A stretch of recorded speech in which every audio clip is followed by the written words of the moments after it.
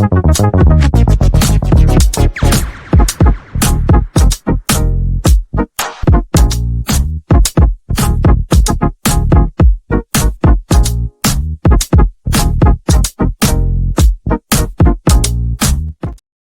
West Ham fans, we've got a bit of a goalkeeping shuffle to get discussing with you today. One exit and potentially one extremely familiar face making a surprise return to West Ham.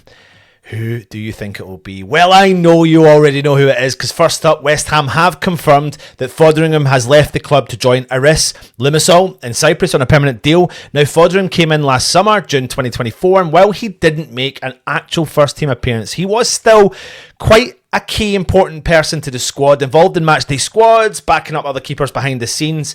But something else that I think people maybe have forgotten about with regards to him is that he did plenty off of the pitch. Remember, he was named the club's PFA Community Champion for 24-25 season, so fair play to him.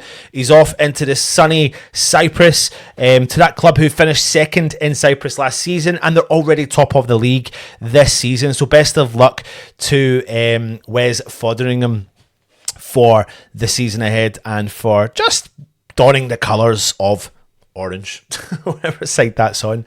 But anyway, the real headline really is what could be happening next, because according to XWHU employee from the West Ham way, Lucas Fabianski could actually be coming back to the club. Yes, you heard that right. The veteran goalkeeper who gave emotional farewell after 6 fantastic years with West Ham is now in talks to re-sign for the club. And if this goes through, Fabianski would return to the club as potentially the third choice keeper, working alongside Mads Hermansen and Alphonse Areola. And it certainly would be some kind of form of turnaround, wouldn't it? From waving goodbye to the fans in an emotional farewell and then walking straight back through the doors again. Now, if I'm being really honest with you, I'm actually okay with him coming back to West Ham. He's experienced, he's got great character, he seems like he's really important in the dressing room, and he did still kind of contribute to West Ham seasons last season. I also think it's a great bit of support for Mads Hermansen, and obviously him and Areola did get on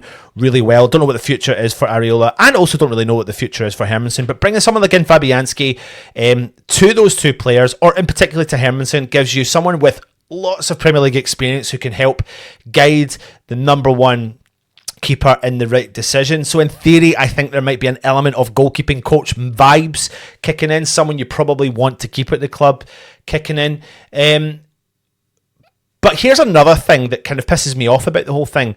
His return really does highlight some of the issues that we all feel at the club. For example, first and foremost, did Fabianski actually want to leave in the first place? Was there even an offer for him to stay originally? Because surely at his age, if we felt like he still had a role to play, that decision probably should have been made months ago. And instead, it does feel like West Ham are just reacting and doing complete U-turns. And for me, that's baffling. Some might say I'm probably overthinking it, but surely the club did know their plans for the goalkeepers all along in the summer. Surely this conversation should have been on the table before now. Why now? And I don't get that. Like, we have got a plan, we have a clear plan, and if we have a clear plan, then implement that plan.